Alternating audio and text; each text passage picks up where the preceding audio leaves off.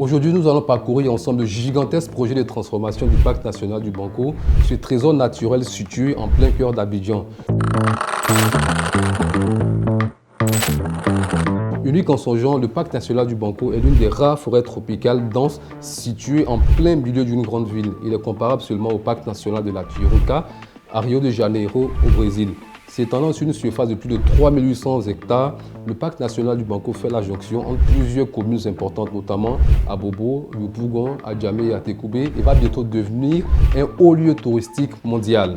Mais qu'est-ce qui rend ce parc si spécial? Autrefois, le parc national du Banco abritait de grandes variétés d'animaux, incluant des antilopes, des mammifères herbivores et une multitude d'espèces d'oiseaux. Aujourd'hui, bien que certains aient disparu, on y trouve encore une population de chimpanzés, de singes et d'espèces d'oiseaux rares. Ce qu'il faut savoir, pendant de nombreuses années, le parc national du Banco a été gravement menacé, notamment par le braconnage, la coupe illégale de bois, l'urbanisation incontrôlée et le dépôt sauvage des déchets par les riverains. Toutes ces actions ont contribué à fragiliser cet espace naturel précieux. Toutefois, face à ces menaces, un vent nouveau commence à souffler sur le parc. Aujourd'hui, des efforts concertés sont déployés en vue de protéger et revitaliser cette forêt unique en son genre.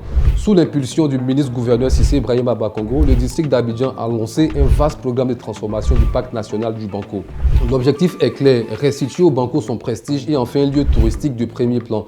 Grâce à la clairvoyance du ministre-gouverneur, plusieurs chantiers en cours d'exécution visent à transformer en profondeur le parc national du Banco. Découvrons ce qui est prévu dans ce grand projet de transformation du parc national du Banco.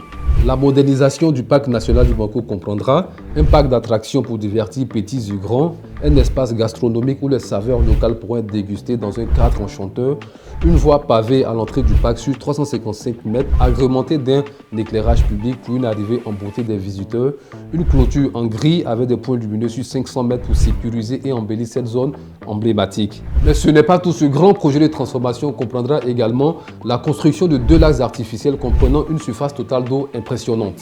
Le premier lac s'étendra sur une surface de 7 953 m² et le second lac sur une surface de 2 299 m².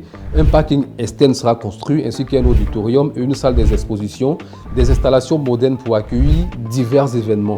Le parc national du Banco va également recevoir un complexe sportif pour le divertissement et pour le bien-être de ses visiteurs.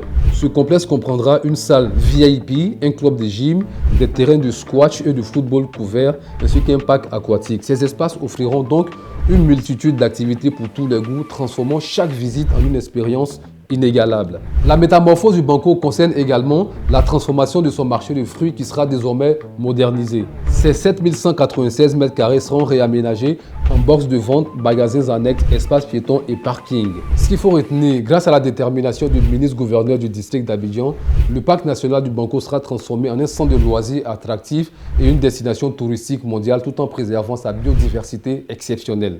Et c'est tout pour cet instant 24 du jour sur le grand projet de transformation du parc national du Banco. Si ce contenu vous a plu, n'oubliez pas de liker et de partager et je vous dis à bientôt pour un autre numéro.